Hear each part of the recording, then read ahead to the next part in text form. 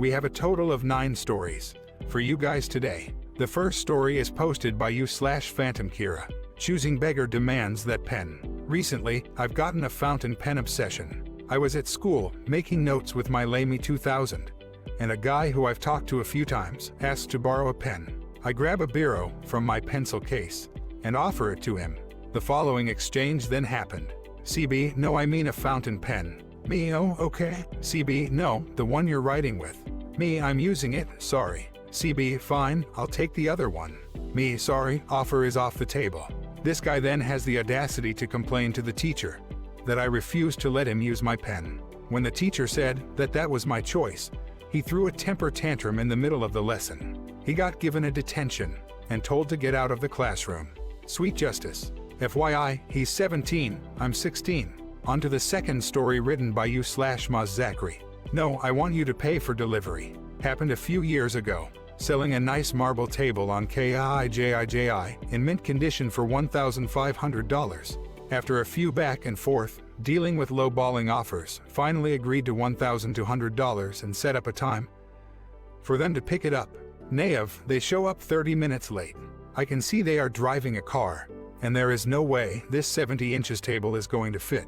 After inspecting the table, trying to find anything wrong, they could only comment on the vining might make the table not as strong or something.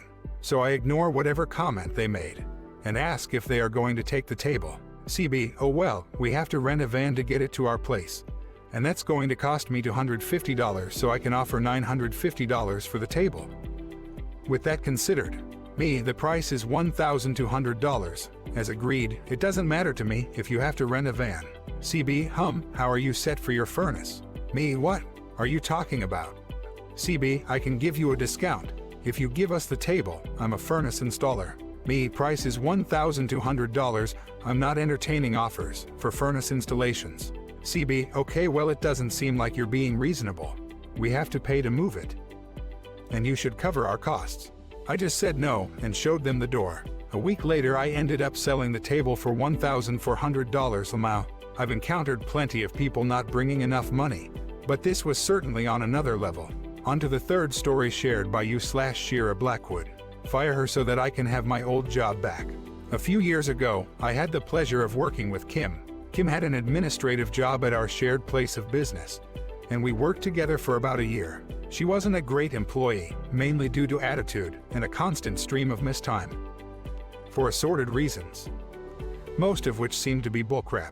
Kim eventually found her dream job, which we discovered after she failed to call or show up for 3 days straight. We parted amicably enough, even allowing her to resign to avoid ending things on a negative note. And that was the end of that. In Kim's absence, Lee had been promoted and quickly proved to be excellent at the job. Consequently, we weren't really all that excited when Kim reappeared about a week after her departure, sobbing and begging for her job back. The dream job hadn't been very dreamy after all, and she was running low on funds. Moved by her pleas on behalf of her children, the manager agreed to bring her back on a trial basis to fill the vacancy left. When Lee was promoted, it was stepped down from her previous position, but it was immediately available. A short, very blunt conversation ensued, where she demanded to know why she couldn't just have her old job back. We explained, again, that the position had been filled, and that the entry-level spot we were offering was the only thing available. We pointed out that she'd been a no-call, no-show, and that she'd burned a lot of bridges with the company by the poor way she'd handled her departure. The offer of any position with the company, again, was a kindness, pure and simple. She then said, well, the only reason I came back was because I figured you'd miss me and want me back. I don't really think I need to take a step down, do you? This resulted in a long silence. I was on the verge of telling her to just forget about it when she got up to leave. She seemed to sense she was pushing her luck and said, I really appreciate the opportunity. Maybe some doors will open for me and I will be able to move back up soon. Whatever, I half expected her to blow it off and just never come back. She came in late the following day and accomplished almost nothing. Instead, she divided her time between hovering over Lee and hiding in the break room with her cell phone. After being asked repeatedly to return to her work, she abruptly left without a word. The next day, she didn't come in at all, and we left a voicemail at the end of the day, informing her that her employment had been terminated and that her final check would be mailed. The following day, she arrived bright and early and demanded a meeting with the manager. Upon being told that she would not get a meeting and that she was not welcome on the premises, she threw a massive tantrum in full view of the office.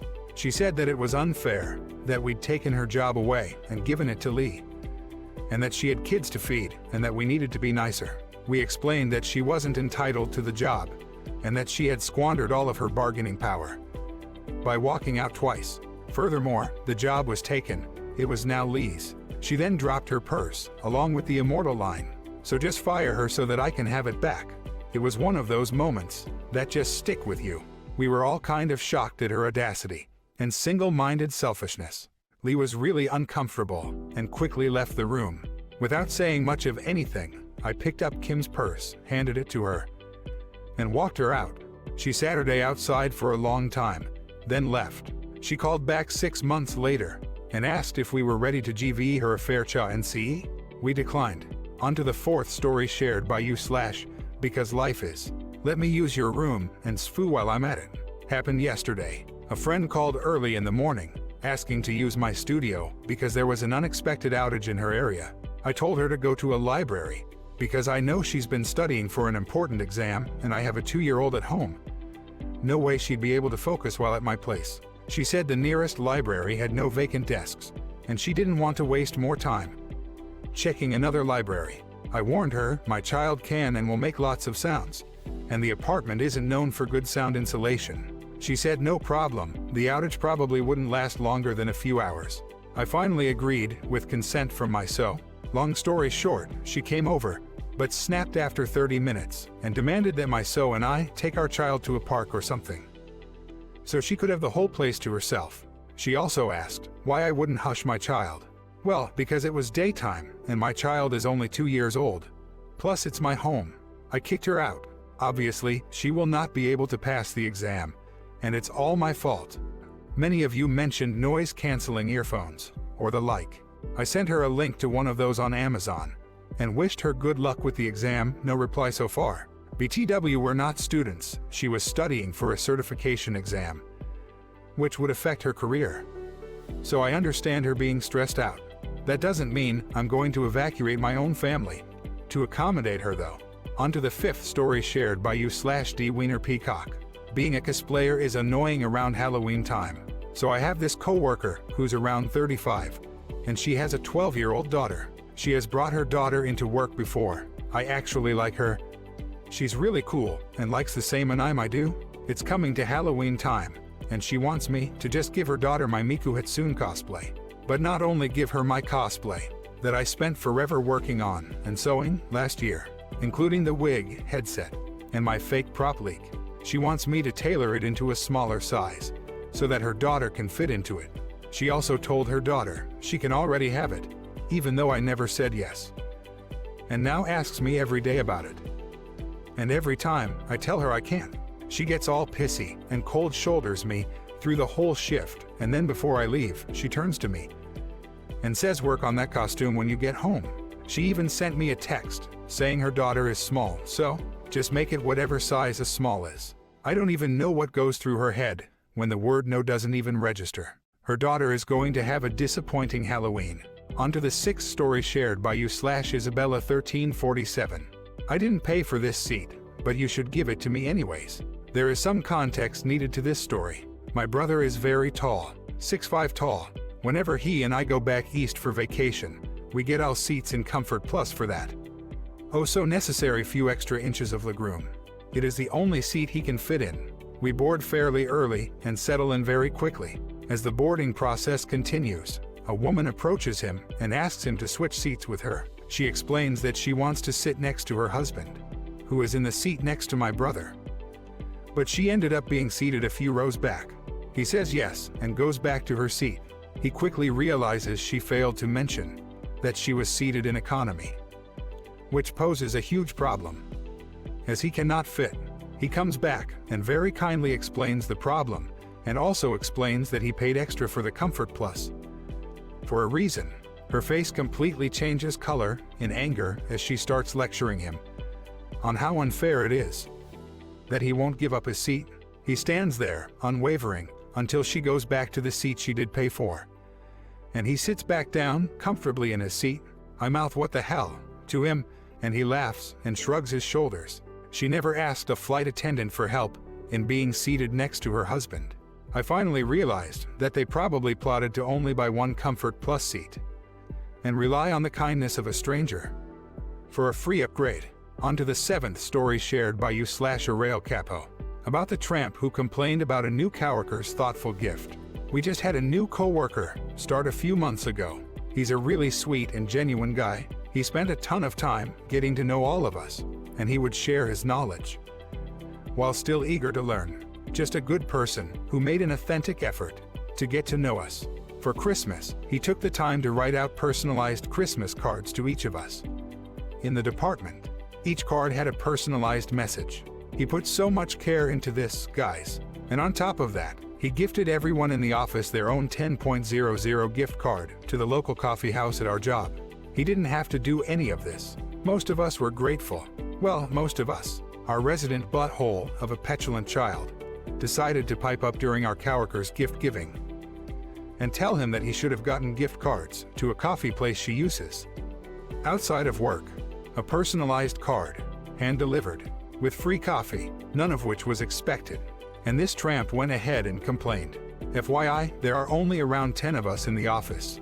So no, not everyone got a gift card. You can rest easy knowing that my coworker didn't spend all that much. Good guy coworker was okay in the end. Ungrateful coworker was immediately called out and given a talking to by management.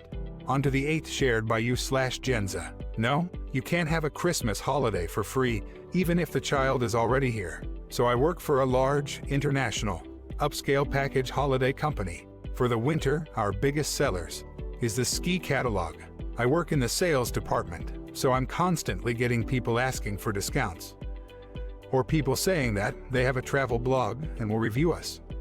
So clearly they deserve a free holiday. We are fairly pricey, so none of this is hardly rare. The day I get pulled into the office by the manager because a customer I sold a fairly expensive holiday for was fuming.